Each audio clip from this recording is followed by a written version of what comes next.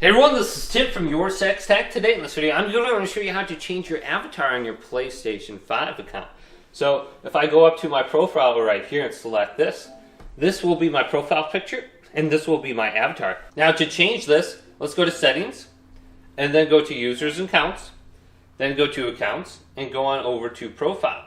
Edit your publicly displayed profile. Then we can go to avatar right here and select this and we can easily change this.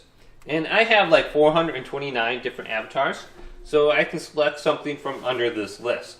Now, only people who are your friends will see your avatar. Your close friends should see your profile picture, unless you back out and you go to profile picture right here, and you can select between which one you want to use. So all your friends will see this, just your close friends will see the one on the right. So then you can go to OK.